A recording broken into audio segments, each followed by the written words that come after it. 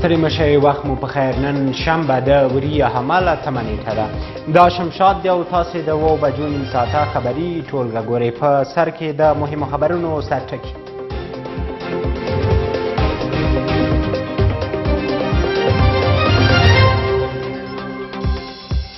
طالبانو د حکومت ټیم سره مخالفت وښود امنیت شورا تمه لري چې دا ډله به سولې ته د رسېدو لپاره له تاوتریخوالي لاس واخلي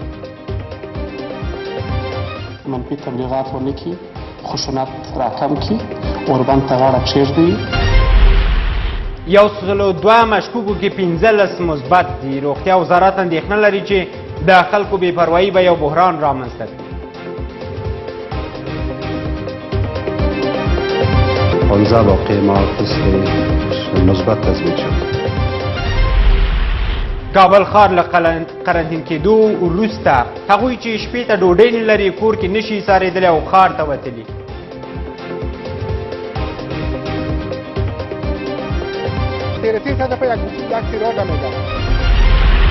او د توکو بیو له لوړېدو اندېښنه سوداګرۍ خونې له حکومت غوښتي چې ګاونډیو هیوادونو سره د لارو خلاصېدو خبرې وکړي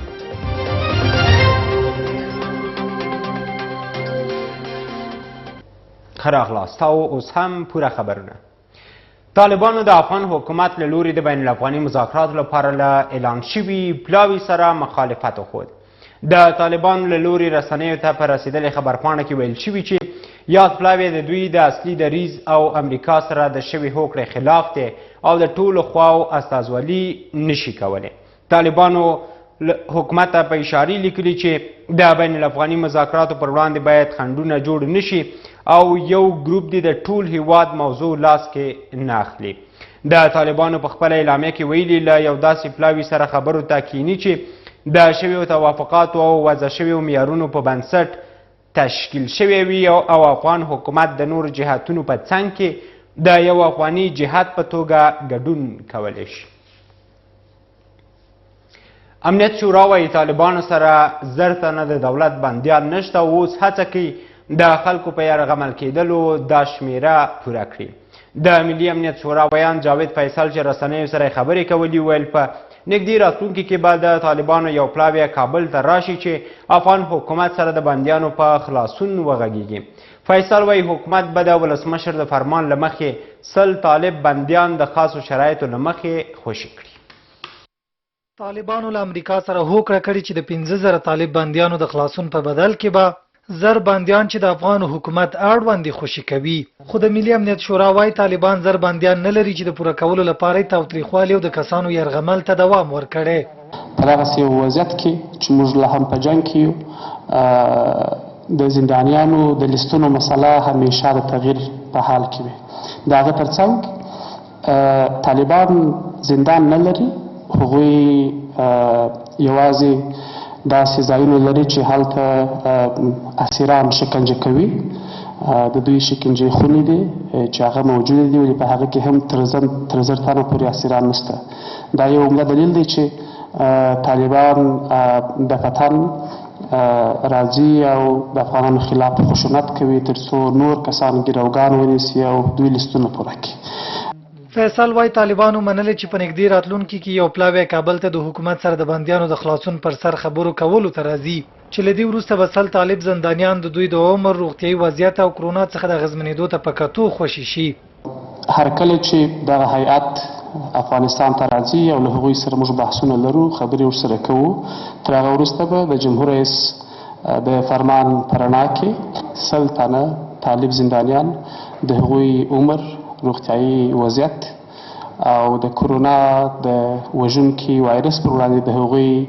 آسیب پذیروي ته په کتلو سره د بشردوستۍ له مخې خوشي کیږي ما توقع مو دا ده چې بیا هم وایم چې طالبان پروپاګاندا ونه کړي منفي تبلیغات ونه کړي خشونت راکم کړي اوربند ته غاړه کښېږدوي د ملي امنیت شورا ویان جاوید فیصل وايي حکومت 2 پلاوي چې یو د لومړني تماس او بل د زندانیانو د خلاصون تخنیکی ټیمونه دي جوړ کړي دي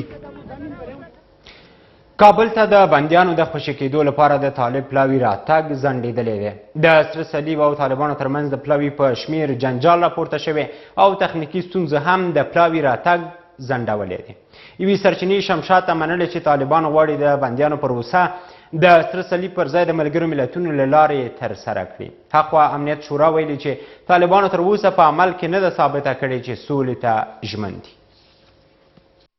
د بندیانو د تصدیق لپاره د طالبانو پلاوی چې ټاکل شوی و د شنبې په ورځ باګرام ته لاړ شي د تخنیکي ستونزو له امله د پلاوي تګ ځنډول شوی. په دې اړه باور کیږي چې طالب پلاوي د سره صلیب سره د دې ډلې په شمیر ستونزه راغلې ده. طالبانو غوښتل 15 کسیز پلاوی باګرام ته واستوي خو سره صلیب ورسره د 10 تنو شمیر منلی. خو یوې سرچینې شمشاد ته وویل طالبان له لا ډیر باور لپاره غواړي د سره صلیب پر ځای د خپلو بندیانو د خوشي کېدو پروسه د ملګرو ملتونو له لارې ترسره کړي. زه فکر کوم چې احتمال د دې ډېر شته چې راشي، خو امکان هم د دې لري چې د بعضې تخنیکي ستونزو په وجه دي یو ورځ دوی وځنډېږي. خو البته هغه خبره سل په سل کې یقین نه ده. یوه خبره ده ستا چې ما اورېدلې دي چې په حکومت په لیست کې یو څه تغییر راغلی دی، نو که هغه تغییر ډېره لویه خبره هم نه ده، که د هغه په وجه وځنډېږي ودیسي، خو اما لیکن تر اوسه پورې راغلی نه دي. د بندیانو خوشي کېدل د بین الافغاني ډیالوګ د پیل لپاره یو مهم ګام بلل کېږي چې ټولې خواوې به خبرو ته سره نږدې کړي. افغان حکومت د سولې خبرو په درشل کې له ځانه نیوکې او بهانې لرې کړي چې ویل کېدل د پلاوي په جوړېدو کې ستونزې دي. د بندیانو په برخه کې د افغان حکومت ټینګار د جګړې درېدل دي چې اوس باور کېږي طالبانو دې اصل ته ژمنتیا نه ده ښکاره کړې، نو ځکه د طالب بندیانو د خوشي کېدو پلاوی رانغی. پروپاګاندا ونه کړي، منفي تبلیغات ونه کړي، خشونت راکم کړي، اوربند ته غاړه کښېږدي، د افغانستان د خلکو د وژنې پروسه پای ته ورسوي، افغان وژنه او مسلمان وژنه ونه کړي او له خپلو خلکو سره سوله وکړي.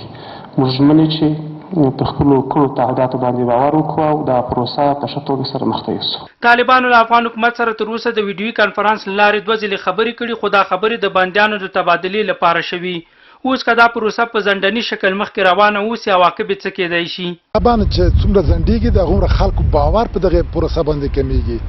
زما په اند باندې خو نسبت هر لوري ته اوس امریکا ته پکار ده چې هم د طالبانو سره یو موافقتنامه امضا کړې ده او بل د افغانستان د حکومت هغه استراتیژیک ملګری ده.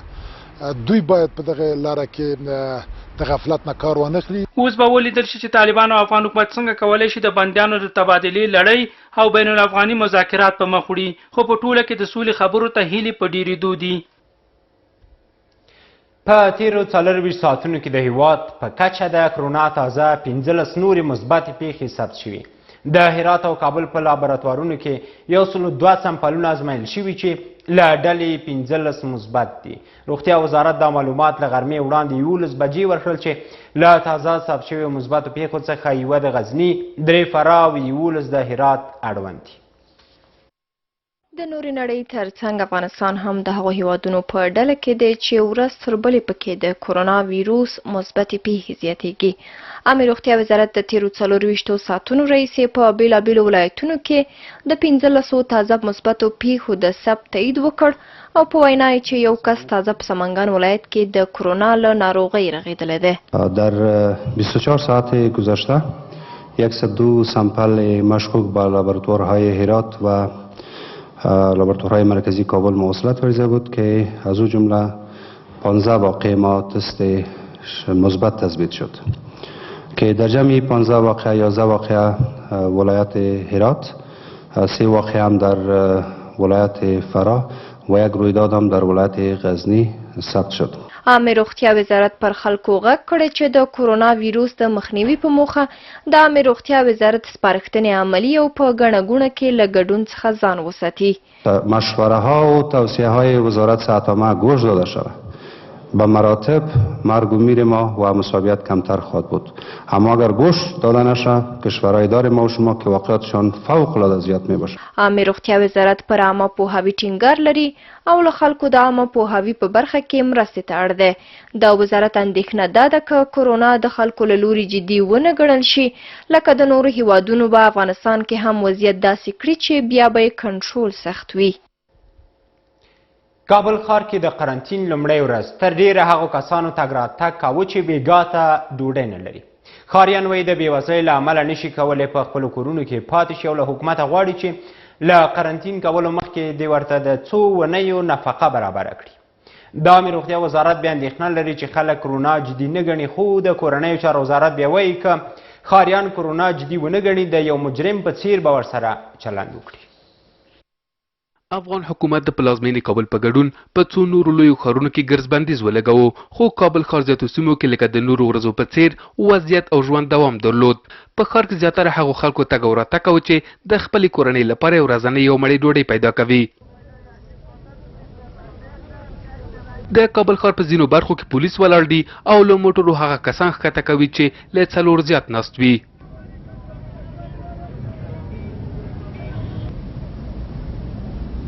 کابل ښاریان وایي چې دوی د بېوزلۍ له امله ښار ته راوتلي او حکومت ورسره مرسته وکړي په خپلو کورونو کې به پاتې شي. درست است، قرنطین بر کسایی است که 3 ماه آرد و برنج روغنش انداخته، 3000 هم خریدن، 2500 هم خریدن. ما خود توانش نداریم، اینجا 5 تا نان میخریم او کسایی است که بیادر برنج میخره و چیزایی میخره که قابل خوردن نیست. خلاص اینمی کل مردم مسکین بیچاره را میبینید دستدان است. همه میشه که خرج خانه اینا رو قرنطین کنه، اگر ویروس کرونا نکشه گشنگی میکشه. اگر قرنطین کنه ما دی وطن چی بخوریم؟ یک بوجی دین روز یک در 2 سیروات نخریدن نتونستیم. 300 په یک سیروار ده میگه. عامه روغتیا وزارت بیا اندېښنه لري چې خلک کرونا ویروس جدي نه ګڼي او د مخنیوي لپاره یې د جدي اقداماتو غوښتنه کړې. ما هنوز هم تردد وسایط بسیار زیاد است، گشت و گذار هم است. امیدوار هستم اول مردم شریف و نجیب شهر کابل به این توجه بکنن و بعد از او اگر توجه صورت نمیگیره ارگانهای زیربط و مسئول در این قسمت باید که از اقدامات بعدی خود کار بگیرن. کورنۍ چارو وزارت له خلکو غواړي چې کرونا ویروس جدي وګڼي او که څوک د حکومت له پریکړې سرغړونه وکړي جدي چلند به ورسره وشي.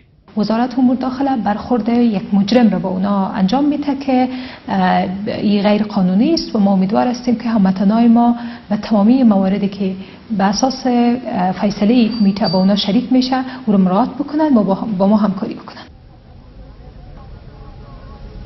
د کرونا ویروس د خپرېدو د مخنیوي په موخه افغان حکومت د پلازمینې کابل په ګډون په څو نورو لویو ښارونو کې په تګ او راتګ بندیز ولګاوه. خو څنګه چې افغان حکومت جدیت وښوده هغسې نه دی.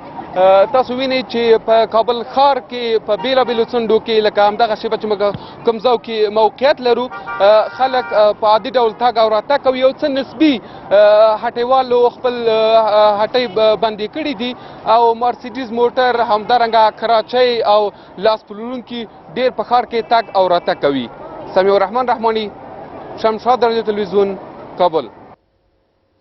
تور چای د کرونا لپاره درمل نه دی او هغوی چې په دې پلمه څښلي په افواهاتو او خرافاتو پسې تللي دي. تېره ورځ په ټولنیزو رسنیو کې داسې اوازې خپرې شوې چې ګوندې یو کوچنی ماشوم تر زیږېدو 1 ساعت وروسته خبرې وکړې او خلکو ته یې توصیه وکړه چې د کرونا څخه د مخنیوي لپاره د تورې چای وڅښي. د دې خبر خپرېدو سره ځینو خلکو باور وکړ او د شپې له مخې شیدو او تورو چایو پسې تر دوکانونو وتلي دي. هرات کې له روغتون څخه د کرونایي ناروغانو د تېښتې له خبر وروسته د کرونا اړوند بل جالب خبر دا دی چې ډیرو خلکو په دې پلمه تور چای وڅښه چې ګنې د کرونا لپاره ګټور دی. دا ډنډوره لومړی په فیسبوک کې خپره شوه او وروسته زیاترو خلکو پرې باور وکړ. دا خاصه فتاوی خبرې دي چې تور چای وڅښئ یا نور څه شیان دي، دا فتاوی خبرې دي. په دغو شیانو باندې خلک باید نه غولېږي، خو بالخصوص افغانان دا مرض باید جدي ونیسي. خلکو په دې عقیده درلوده چې ګنې دا معجزه ده او د شنبې شپې تر 8:30 بجو وړاندې باید د چای په څښلو سره ځان د کرونا له ناروغۍ په امن کړي. دیني علما وایي داسې ډنډورې د خلکو په عقیده منفي اغېز کوي. دا خبره چې چا خوره کړې هغه دروغجن ده او څوک چې خوري په فیسبوکونو کې او په نورو اجتماعي صفحاتو کې نو جدا د دې نه دی ځان وساتي او مسلمانانو په ذهن کې د تشویشونو نه اچي او څوک چې په دې باندې عقیده لري ایمان لري د دې ایمان هم خطر سره واقع کیږي او دا کار د نور نه کوي. مسلمان د پاره دا نه زیبي. په ټوله نړۍ کې په دې ناروغۍ د اخته کسانو شمیر تر 600,000 واوښت، خو ډاکټرانو داسې درمل نه دي جوړ کړي چې کابو یې کړي. نو امریکا او د نور هیوادونه لکه ایټالیا، جرمني دا زموږ نه ډیر پرمختللي دي، هم د ساينس په لحاظ هم د پوهې په لحاظ او هم ښه عالمان لري. نو کچېرې دا تداوی نتیجه ورکوي نو ولې په امریکا کې چې په زرونو کسان مري، ولې په امریکا کې او جرمني کې په زرونو کسان په نور اخته کېږي بلکې لکونو ته ورسېدل؟ نو دې نه دا معلومیږي چې د دغه کلوروکینو استعمال او د ازیترومایسین استعمال په خپل سره او یا تجویز کول دا مطلق غلط دي، هیڅ نوع تداوی نه لري. که څه هم یو شمېر کسان کسان د کرونا سره روانه مبارزه کې خنډونه جوړوي خو ډیر نور د خپل هنر له لارې دې مبارزې ته قوت بخښي. د دې دپاره چې ځان وساتو دنیا وساتو راځئ چې خپل ولس له شر د کرونا وساتو. د هرات ولایت د عامه روغتیا ریاست مسؤلینو اندېښنه ښودلې که چیرې خلک کرونا ویروس جدي ونه نیسي نو ډېر ژر به دغه ولایت د ایټالیا او ایران په برخلیک اخته شي. که څه هم ښار کې د خلکو پر تګ راتګ بندیز لګول شوی خو ښار کې لا هم د خلکو ګڼه ګوڼه شته دی. هلته د ډاکټرانو ټولنې او مدني ټولنو له امنیتي مسؤلینو غوښتي چې په کورونو کې د خلکو په ایسارېدو دې له جدیت کار واخلي. په هرات کې د کرونا ویروس پیښې د نورو ولایتونو په پرتله ډېرې او له دې ځایه نورو ولایتونو ته تللې دي. د کابل او نورو ولایتونو وړاندې په هرات کې ګرځ بندیز ولګېد خو دلته هم خلک تر ډېره د چارواکو لارښوونې په پام کې نه نیسي. دلته روغتیا پالان اندېښنه لري که خلک همداسې ناغېړۍ ته دوام ورکړي لرې نه ده چې هرات هم د ایټالیا او ایران له برخلیک سره مخ شي. مردم عزیز ما وضعیت ایران، ایتالیا، ایالات متحده آمریکا و چین آینه است برای ما و شما. اگر جدی نگیریم هدایات صحیح رفت آمده محدود نشه، اجتماعات محدود نشه، فاصله های بین دو نفر از 1.5 متر 2 متر نزدیکتر باشه، مسافه باشه، دست دادن باشه و جدی نگرفتن باشه، وضعیت ما خیلی بدتر از اون خواهد شد. په هرات کې د کرونا ویروس ناروغانو لپاره زر بستره ځانګړې شوې خو اندېښنه دا ده چې چارواکي به د ډاکټرانو او طبي وسایلو له کمښت سره مخ شي. نیوکې دا ده چې د کرونا چټک پرمختګ ته په کتو سره سره جدي تدابیر نه دي نیول شوي او امکانات هم جدي نه دي. هنوز اینا هیچ ونتیلاتوری خریداری نکردن، ماشین اکسیژن خریداری نکردن، از هیچ مرجع برشان نرسیده.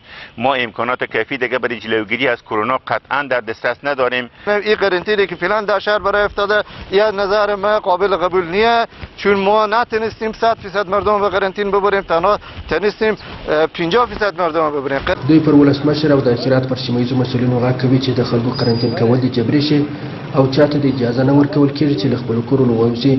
سیمه مسؤلین وایي که چیرې خلک وقایوي تدابیر مراعات نه کړي او له خپلو کورونو ووځي اړ دي چې له زوره کار واخلي. اما منع گشت و گذار به جای خود است و به 3 هفته دیگه تمدید شده و ما در صورتی که مردم همکاری نکنن و در خانه نشینن ای از قوه قهریه هم استفاده میکنیم چرا که اگر چرخه انتقال ویروس نشکنانیم شهر ما به هم میخوره. هرات کې تر اوسه 80 تنه په کرونا ککړ پیژندل شوي چې 2 یې مړه دي. د عامه روغتیا ریاست مسؤلین اندېښنه لري چې ګنې کرونا ویروس په ټولنه کې خپور شوی او شونې ده چې د ناروغانو شمېر لوړ شي. اوس هم هره ورځ له ایران سلګونه افغانان هرات ته راځي چې د ویروس پراخېدو اصلي لامل بلل کېږي. شرف الدین کاکړ، شمشاد رادیو تلویزیون، هرات. د لوګر برکي برک ولسوالۍ کې طالبانو په یوه غونډه کې له خلکو غوښتي چې کرونا ناروغي جدي وګڼي او د روغتیا پالانو سپارښتنې عملي کړي. طالبان وایي تر خپل واک لاندې سیمو کې د عامه پوهاوي پروګرامونو ترڅنګ د کرونا ناروغانو د درملنې او قرنطین لپاره ځانګړي روغتیایي مرکزونه پرانیزي. طالبانو ډاډ ورکړی چې د دوی تر واک لاندې سیمو ته د کورنۍ او نړیوالو روغتیایي بنسټونو مرستو ته سترګې په لاره دي او د همکارۍ ډاډ یې ورکړی. دلته د لوګر برکي برک ولسوالۍ غازی آباد سیمه کې طالبانو د کرونا وایروس د مخنیوي په اړه د عامه پوهاوي غونډه رابللې ده. د طالبانو د روغتیایي کمیسیون غړي له خلکو غواړي چې کرونا ناروغي جدي ونیسي او د روغتیا پالانو سپارښتنې عملي کړي. دا د هغو پروګرامونو لړۍ ده چې تر اوسه په بعضو ولایتونو کې په لار اچول شوي او په نورو ولایاتو کې پلي کېدونکي دي. هر هغه شخص چې تبه وچ ټوخی نفس تنګي او د سفر تاریخچه یا د هغو چا سره چې سفر نه را د ایران یا چین څخه هېواد څخه راغلی تماس ولري او اعراض او علایم ولري. طالبان همداراز وایي چې تر خپل واک لاندې سیمو کې به د عامه پوهاوي پروګرامونو ترڅنګ د کرونا ناروغانو د درملنې او قرنطین لپاره ځانګړي روغتیایي مرکزونه پرانیزي. د سیمې اوسیدونکي د کرونا ناروغۍ د مخنیوي برخه کې د طالبانو له لوري د دا ډول پروګرامونو پر پلي کېدو خوشحاله دي. کومې کړنې چې شروع شوي دي د صحي بخش په هر څه باندې نو موږ له دوی نه تشکري کوو او د صحت په بخش کې ان شاء الله دوی ډېر پوره قدمونه موږ سره اخیستي دي. صحت خو فعلا دستاوی نه راونسته او اسلامي رابطه کوششونه کړي او کوي به ان شاء الله که هیڅ خبرې کړي. د طالبانو د صحي کمیسیون غړو ډاډ ورکړ چې دوی په بیلابیلو سیمو کې د مشکوکو مریضانو چې په کرونا ناروغۍ باندې مشکوک دي هغوی د کرنټین لپاره ځینې ځایونه جوړ کړي دي او همداراز هغه مرستندوی یا نړیوال یا کورني بنسټونه چې غواړي په دې برخه کې په صحي برخه کې مرستې وکړي دوی نه یوازې دا چې ستونزې جوړوي بلکې دوی هغوی سره مرسته کوي چې تر څو هغه د هغوی مرستې په ښه ډول ورسیږي او دوی ورسره همکاره دي. حکمت نیازی، شمشاد تلویزیون، لوګر، برکي برک ولسوالي.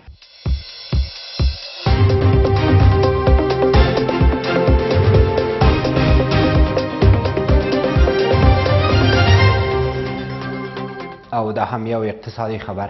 افغان ملي تجاران له حکومت غوښتنه لري چې له پاکستان او قزاقستان هیواد سره د لارې خلاصېدو په تړاو جدي خبرې وکړي. سوداګرۍ او صنایع خونې په هیواد کې اندېښنه وښوده که وضعیت همدا ډول دوام پیدا کړي د خوراکي توکو بیې به یو په دوه شي.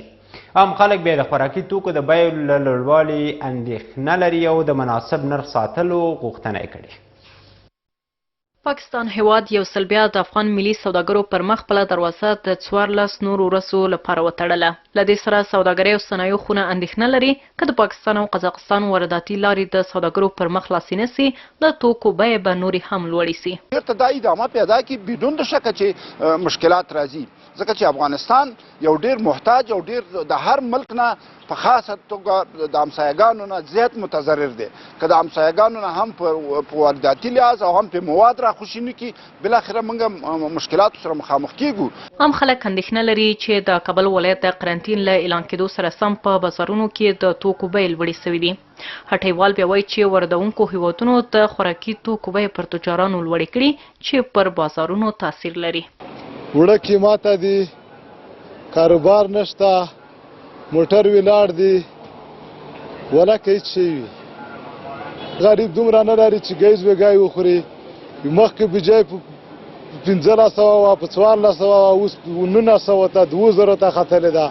اکثر چی که هست اینجا مربوط تجارای ملی ما و شما میشه که در اینجا اینا مثلا یک تن برشان ما پیش میگرفتیم قزاقی را $398 بود، فعلا بر ما میده 480 تا $90. به این اندازه یعنی افزایش یافته.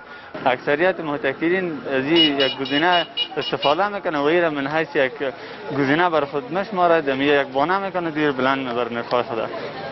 اگر نه در اصلی که است اگر در حدودی که وقتی که از بازار از مرکز وقتی که به $10 یا $20 بلند میشه یا به 3 چند یا 4 چند جنس خود بلندتر به بازار عرضه میکنن. که هم څو ورځې وړاندې ولسمشر غني په یو ویډیویي پیغام کې په بازارونو کې د خوراکي توکو د بیې د لوړوالي په تړاو عامو خلکو ته ډاډ ورکړ، خو بیا هم په هیواد کې د څو ولایتونو په قرنټین کېدو سره د خوراکي توکو بیې نسبي لوړې سوي دي.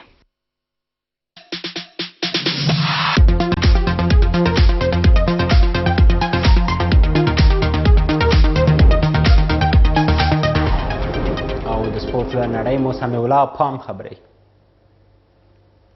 د کرکټ نړیوالې شورا په آنلاین غونډه کې ویلي چې په مای میاشت کې به د راتلونکي شلوریز جام په اړه بحث وکړي. لا شلوریز جام ته 6 میاشتې وخت پاتې دی خو د کرونا له کبله ورته اندېښنې دي. ورته مهال د کرکټ د نړیوالې شورا او هند کرکټ بورډ ترمنځ د ټکس پر سر ناندري په جدي توګه دوام لري.